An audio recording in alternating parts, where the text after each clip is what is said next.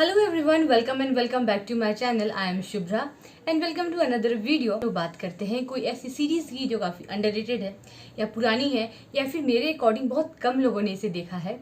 सो आज हम लोग बात करने वाले हैं द माइंड हंटर की।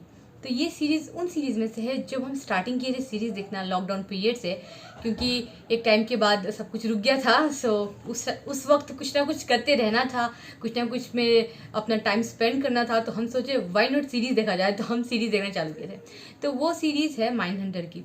उसके बाद क्योंकि हमको बहुत टाइम से ही हमको क्राइम बेस्ड सीरीज़ या मूवीज़ या थ्रिलर जो होता है उससे रिलेटेड चीज़ें काफ़ी पसंद है। हम नॉवेल्स वगैरह भी पढ़ते थे तो क्राइम बेस्ड ज़्यादा प्रेफर करते हैं। तो ये जो सीरीज़ है इसके बारे में मतलब इतना डिटेल्ड इसमें वर्क किया हुआ है ना, अगर आप देखेंगे ना तो आप भी चौंक जाएंगे। इसमें रियल लाइफ सीरियल किलर के बारे में बताया गया है, दिखाया गया है, और आपको ना एकदम लगेगा जब वो लोग बात कर रहे हैं कोई ऐसी, मतलब हम नाम नहीं बताएंगे सीरियल किलर का। अगर नाम बता देंगे तो फिर आप उसको गूगल करके उसके बारे में पढ़ लोगे, बस हो गया। नहीं, तो एक सीरियल किलर है, ऐसा कैरेक्टर चूज किया कि बिल्कुल सेम लग रहा था वो एक्टर का। उन्होंने जैसा मेकअप किया था वैसा मेकअप किया था, जैसा उसको गेटअप दिया था, जैसा वो दिखता था, उसके लुक्स, उसके कपड़े, उसकी पर्सनैलिटी सब कुछ सेम थी रियल सीरियल किलर से। तो ये सब बहुत ब्रीफ चीज़ें थी, बहुत छोटी छोटी चीज़ें थी जो उन्होंने नोटिस की थी और बनाई थी। तो खैर सीरीज़ के बारे में हम स्टार्ट करते हैं आपको डिटेल में बताना, बट डोंट वरी स्पॉयलर्स नहीं देंगे। तो ये सीरीज़ बेसिकली स्टार्ट होती है दो FBI डिटेक्टिव से, मतलब FBI एक तरीके से प्रोफाइलर है।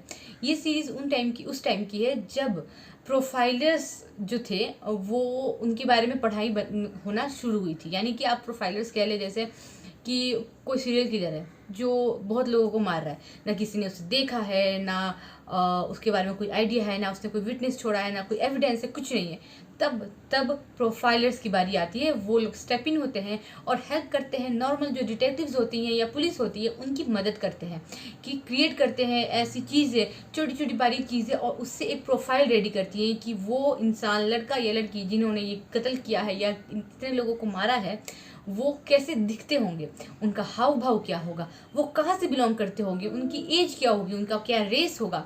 ये सब चीज़ें प्रोफाइलर का काम होता है बताना पुलिस को, क्योंकि वो इस चीज़ की पढ़ाई करते हैं। अगर जैसे कि आपको पता है बहुत एक बड़ा सीरियल किलर था जैक द रिपर, जिसने बहुत टाइम पहले प्रोस्टिट्यूट्स को मारना शुरू किया था। ठीक है, तो वो बहुत लोगों को मारता था, और बहुत प्रोस्टिट्यूट्स को उसने मारा था, लेकिन वो पकड़ा नहीं गया ड्यू टू किसी के पास प्रोफाइलर था ही नहीं। क्योंकि रात के समय में एक तो सबसे पहली बात प्रोस्टिट्यूट्स को मारता था, तो ऐसे भी बहुत कम लोगों का ध्यान जाता है उस सेक्शन ऑफ द सोसाइटी में आज तक की डेट में भी, जो कि बहुत अनफेयर है, बहुत गलत है।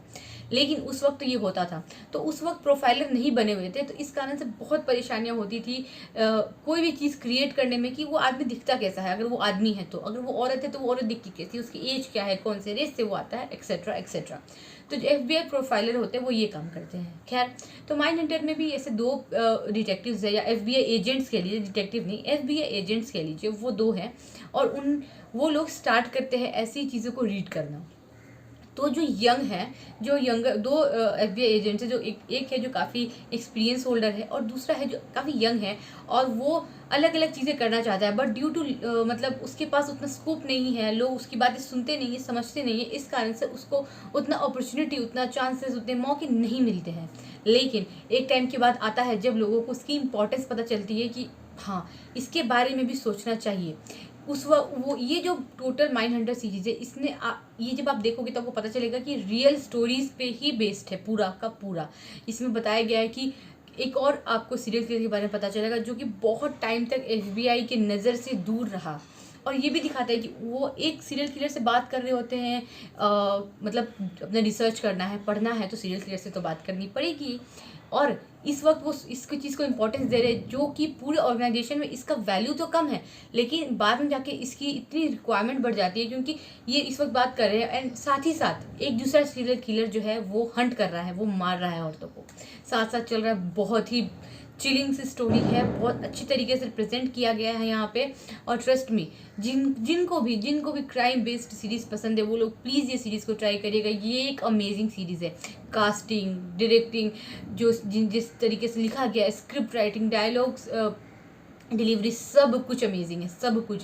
तो एक टाइम के बाद क्या होता है, इन लोगों को, ये दोनों FBI एजेंट्स को अपना एक अलग डिपार्टमेंट छोटा सा दे दिया जाता है कि चलो ठीक है, यहाँ पे तुम लोग काम करो।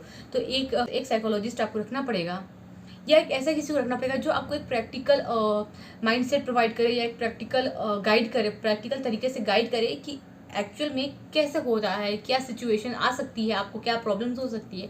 तो इन लोगों ने ऐसा डिपार्टमेंट फॉर्म किया और इसके बाद ये लोग पढ़ना शुरू किए, ये लोग समझना शुरू किए कि आखिर ऐसा क्यों होता है, क्या परेशानी है कि उसने ये चीज़ किया। वो जिस सीरियल किलर से बात कर रहे थे उसने अपनी माँ को मारा था, और जस्ट मारा नहीं था, इसलिए उसने अपनी माँ का गला काट दिया था, और गले काट के मतलब अलग अलग, ये नहीं कि जस्ट काट दिया था, स्लैश किया था, नहीं, पूरा सेपरेट कर दिया था बॉडी से।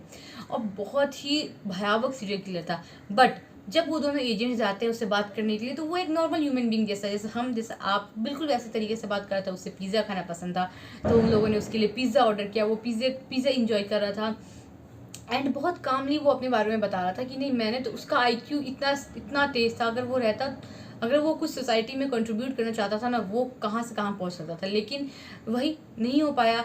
क्यों नहीं हो पाया, क्या प्रॉब्लम थी, इस सब के बारे में जानते हैं, उनके दिमाग में घुसते हैं, जो कि काफ़ी एक डरावनी चीज़ है। जल्दी लोग प्रिफर नहीं करते हैं ये चीज़, लेकिन बहुत ज़्यादा वो लोग को रिसर्च करना पड़ा, इसके बारे में पढ़ना पड़ा, और इसके साथ साथ अपना पर्सनल प्रॉब्लम्स उसके साथ भी वो लोग डील कर रहे थे। अब जो पहला जो सीनियर FBI एजेंट था, उसने उसको बच्चे वगैरह होने में प्रॉब्लम हो रही थी, आई गेस, तो उसने एक बच्चा गोद लिया, उसने और उसकी बीवी ने साथ में मिलके।